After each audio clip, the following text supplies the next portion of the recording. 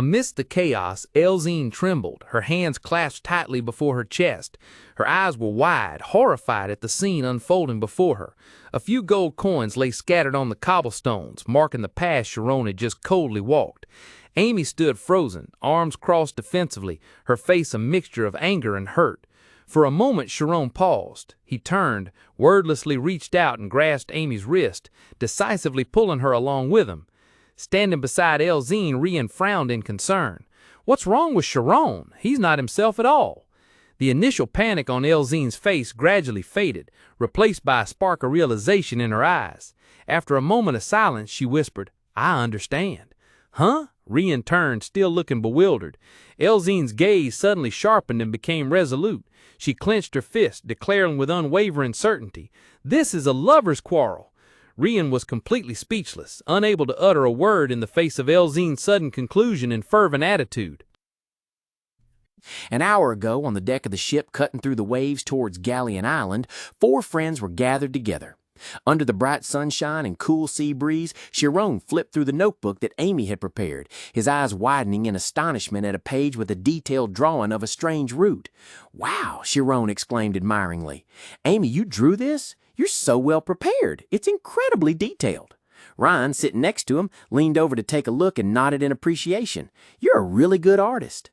Overwhelmed by the praise from her 2 male friends, Amy's cheeks flushed red. She awkwardly waved her hands, stammering, "It's nothing, it's not a big deal. I just wanted to understand why the Kurgo civilization collapsed." Seeing her friend's adorable embarrassment, Elzane giggled teasingly. "Your face is all red, you're so cute." Sharon, no longer paying attention to Amy's discomfort, was completely engrossed in the information in the notebook. He carefully looked at the root drawing and began to summarize what he had read.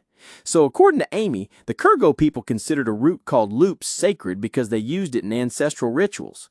He paused for a moment, his eyes flashing with skepticism as he looked down at the dark sea below. "But this loop is actually a stimulant?"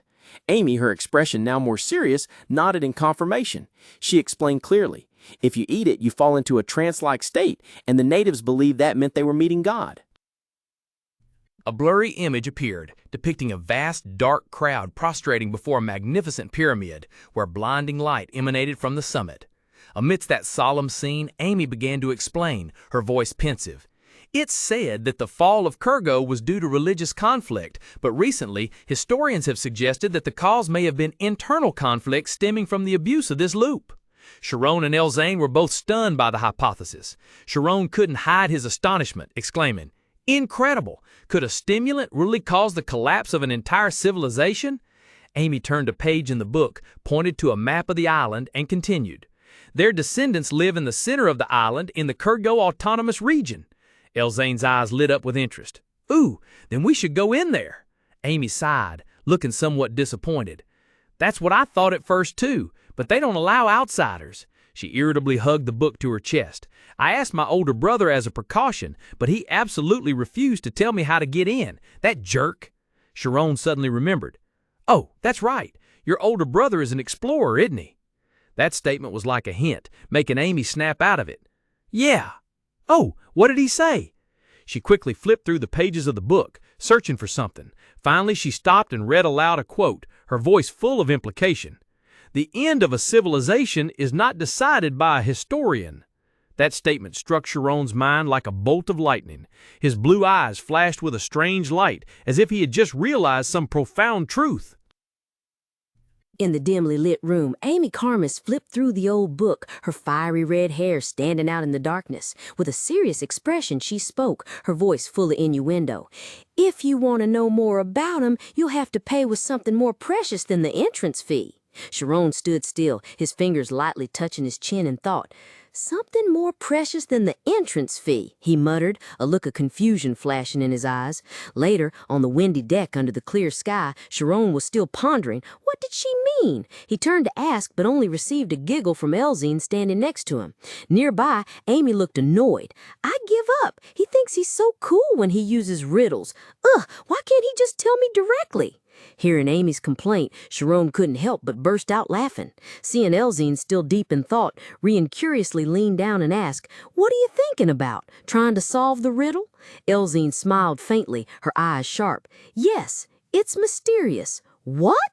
Rian exclaimed in surprise. Elzine's blue eyes flashed with a spark of insight as she revealed her true thoughts. What do you think I'm thinking about? Of course, I'm thinking about Amy. It's not a simple investigation. It's very thorough.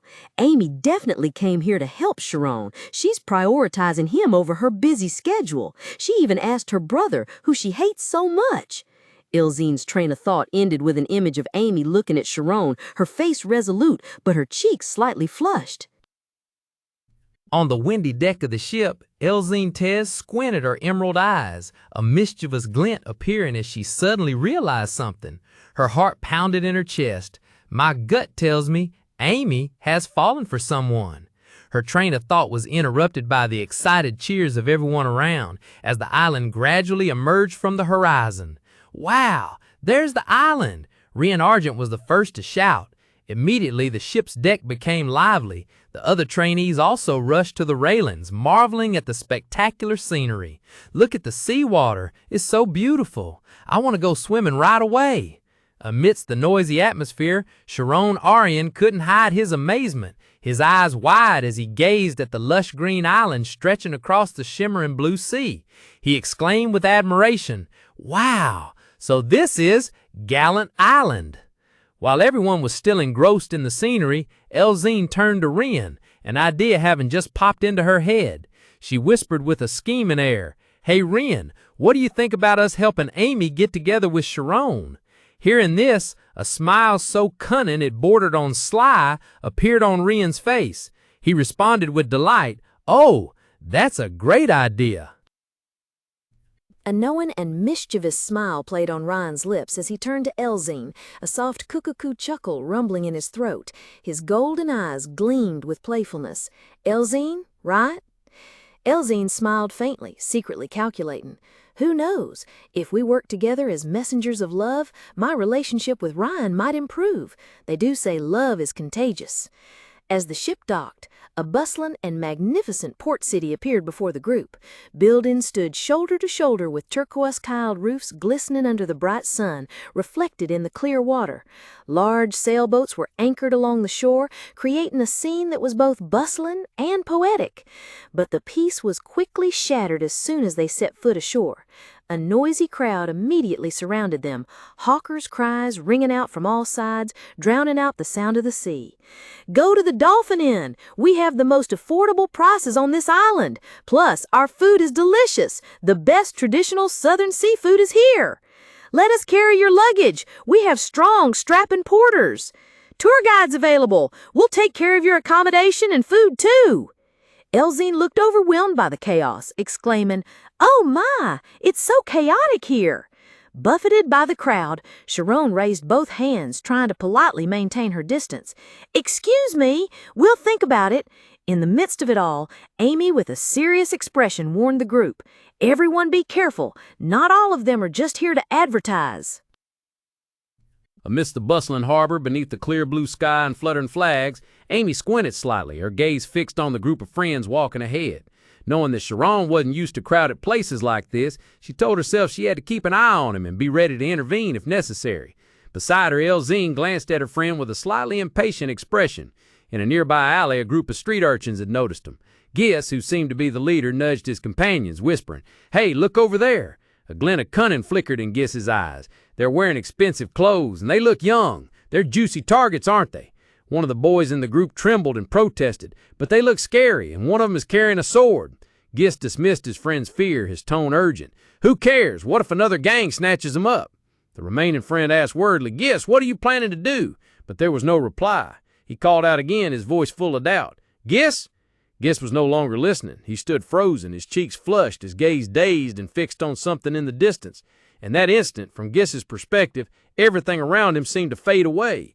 Standing out against the bright sunlight was the figure of a young woman with fiery red hair, swaying gently in the breeze. Her beauty was like a dazzling light, completely captivating Gis. Seeing Gis's condition, one of his friends could only slap his forehead and groan, "Gis, not again!" Gis's heart pounded in his chest. All plans, all calculations vanished, leaving only a wandering thought echoing in his mind. Here in this harbor, thick with the scent of the sea.